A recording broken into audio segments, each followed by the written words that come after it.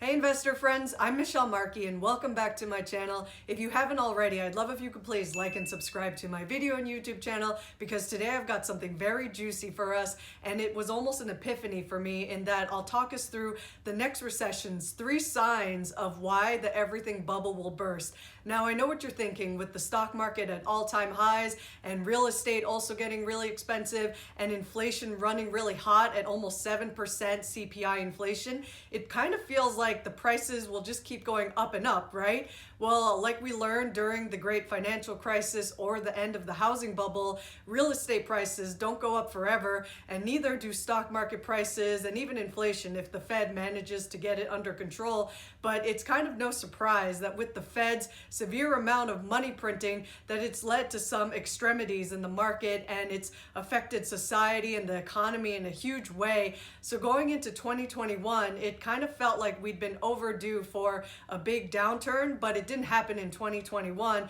And then now we're in 2022, and who knows if the markets will come tumbling down as Elon Musk predicts. It could happen as early as this spring or summer 2022, but he thinks it could happen by no later than 2023, and that's kind of in line with what I've been projecting in the past. Although who knows, nobody can really predict what will happen in the future, so all of this is kind of speculation, but there are incredible signs as to why this house of cards of a lot of monetary liquidity in the markets could come tumbling down at any moment. So I think it's really helpful for all of us to be prepared, and I hope you enjoy. Even though we tend to get wrapped up in the amount of government debt and the extent of fiscal and monetary stimulus because these topics get talked up the most in the media, the factor that could be the real monetary ticking time bomb could be what a lot of people have been warning about for years, and this could be the sheer magnitude of corporate debt that could be leading to the everything bubble. And this is why the next recession or maybe depression could matter so much, and maybe this is why these roaring 20s are rhyming a lot with the original roaring 1920s. So let's see what happens. And before I get into explaining the signs, even though in 2020 we briefly flirted with a bear market where we almost had a recession, it wasn't the actual true end of a long-term credit cycle. So as Howard Marks believes, it's not likely that that was the beginning or even a real recession per se. And there are actually other signs that will likely lead to a real recession happening probably sooner than later. And while these signs may or may not be causal, they're definitely correlated with the next recession. And the first sign is US income inequality. And this has been evidenced by facts such as how the highest earning 20% of families made more than half of all US income, as well as how the United States has the most income inequality among many other first world nations, and how the levels of income inequality are almost as high, if not higher, than the levels we last saw during 2007 and also in the late 1920s. The extent of income inequality is also manifested in the annual share of US income going to the top 1%. And in 2007, it registered around 23.5%. And in the Great Depression, it was at 23.9%. And I took some proportional percent changes in real annual wages and also applied those to previous figures to arrive at around 2020 or 2021. We should be at 27% of share of income going to the top 1%. And this has actually been confirmed by some Bloomberg stats, where they also show, interestingly, that the share of income going to the top 1% was at 27%, and that's even more now than 26.6% going to the middle 60% or middle class. So those are some really harsh figures of maybe what could be coming. The second sign is the overall non-financial corporate debt as a percent of GDP being as high as it's ever been, much more than during the Great Financial Crisis or Great Recession, and even more than during the events of 2020. And at face value, we know that corporate debt tends to spike before recessions, but there's much more than meets the eye beneath this iceberg of Titanic-sized corporate debt. Okay, so do you know what previous bubbles and subsequent recessions seem to have in common is that they happen at the peaks of credit cycles. So as we can see with what happened in the 1990 recession and then the dot-com bubble in 2000s recession and then the Great Recession of 2007, 8, and 9 is that they all seem to be happening at the highest levels of corporate debt to GDP. And some of the reasons why corporations might take on debt is so they can do a bunch of things such as fund operations or research and development or growing their workforce or investing in certain ventures to hopefully grow more profits, and then that can benefit the economy and society and also shareholders. And some of the ways in which corporations might get debt is by either getting loans from banks, but then that might not be as popular as issuing corporate bonds. So that tends to be a common avenue that a lot of corporations raise funding is through debt financing or issuing corporate bonds. And they do this instead of issuing equity because that tends to dilute share prices. So if they then go out and get corporate bonds, that can finance a bunch of things. And so we've seen that a lot of corporate debt has actually been lowering in their ratings, and some of the ratings are starting to go beyond investment grade and they're getting lowered into junk bond status. And some of the reasons why they may be getting a lot of debt is not only to fund operations, but also to fund a potentially insidious reason as the third sign of why the next recession will happen that I'll get into in a moment. So before we get into the third sign, you should understand what liquidity is and how that can lead to credit risk. And for years, the Federal Reserve had kept interest rates low in the aftermath of the Great Recession in order to encourage consumer and corporate borrowing. So corporations definitely took advantage of this, and they either borrowed loans, like I mentioned earlier, or more so they issued corporate bonds. And with low interest rates, that meant that a lot of corporations could more than afford the interest payments on these corporate bonds that they owed. And then they were able to take that money and fund operations or growth projects, or also do what the third sign is that I'll get into shortly. And by taking on a lot of debt through corporate bonds or loans, a lot of corporations have a lot of liquidity because debt is so cheap. But then if the Fed starts raising interest rates, that starts making interest payments harder on these corporate bonds. And if the interest rates are high enough, then corporations are discouraged from doing too much corporate bonds and borrowing too much debt. So they start wanting to reduce the amount of debt that they're taking on because their obligations are starting to get a little bit more meaningful and eating up more cash from their reserves than maybe they would like to.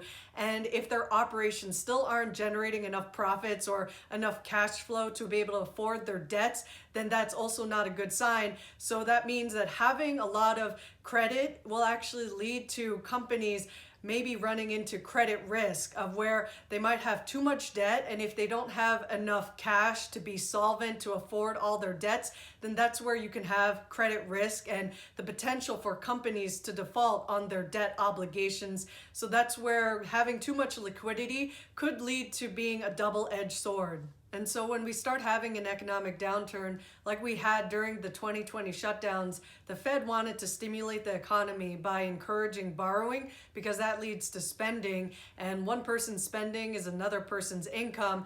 So they not only lowered interest rates to near zero, but the Federal Reserve also did a lot of bond buying. So they started out with a lot of US Treasury bonds and mortgage-backed securities that they were buying, as well as they also opened something for the first time called the secondary market corporate credit facility, where they bought as much as $14 billion worth of corporate debt or corporate bonds. And they bought these from the likes of Apple, Microsoft, Ford, Toyota, AT&T, and many more. And not all of these corporate bonds are of investment grade. A lot of them are also of junk bond status. So the Fed was starting to see some inflation rising, and they saw that a lot of their criteria for trying to get the economy going were starting to check into place. Like there was more employment, so that was a good thing, but then they were seeing the threat of inflation. So they wanted to start tapering their buying of bonds. So they actually sold off all their corporate debt by the end of August 2021, and they've already been tapering their US Treasury bond and mortgage-backed security buying. And at some point, most likely in 2022, they'll start raising interest rates. And so over the last couple of years, and for many years leading up to now, Corporations flush with liquidity and credit from their cheap debt have been doing the third sign, which is stock buybacks and also known as share repurchases. And this is actually the main source of the rally behind the epic bull market that we've had in place since 2009. So let that sink in for a moment because this is a pretty big deal. This third sign of stock buybacks was an epiphany to me because I've been trying to figure out the puzzle of why the stock market keeps hitting all-time highs in the face of weak economic growth over the last decade. And it turns out a large part of the rise in the stock market can be attributed to S&P 500 companies buying back $5 trillion of their own company stock. And so it's no wonder that the stock market has been rising incredibly alongside buybacks and a lot less so with dividends. And it's hit record highs where in 2018, the buybacks amounted to $806 billion, and it went down in 2019 and in 2020 where it hit $521 billion before rising again to a new record of $850 billion in 2021. And back in 2018, some analysts had said that companies buying back shares is the only thing keeping the stock market afloat. So if that was the case in 2018, it could be also the case again now heading into 2022. So it could be argued that the source of S&P 500 record highs is largely due to share buybacks and also rising debt. And this is concerning because corporate profits used to go to funding operations in the form of spending in capital expenditures to fund growth and also give jobs to people and develop products and services. But now a lot more corporate profits are going into doing share buybacks and into dividends. And if there's too much of this, this could be worrisome because then there's a lot less future development of companies and then they might stagnate and not be as competitive in the world market. And this is why buybacks have become especially controversial, even though they can be good sometimes, as I'll explain with how Warren Buffett thinks about buybacks. So you may have been noticing that Warren Buffett's Berkshire Hathaway has been increasing their stock buybacks over the last couple of years. So that might make you think that doing buybacks is a great thing. But let me turn your attention to Warren Buffett's lessons, like what he said in a couple of Berkshire Hathaway annual letters. The first one in 2012, where he said, "But never forget, in repurchase decisions, price is all important. Value is destroyed when purchases are made above intrinsic value. The directors and I believe that continuing shareholders are benefited in a meaningful way by purchases up to our 120% limit." And in his 2020 letter, he said, "In no way do we think that Berkshire shares should be repurchased at simply any price."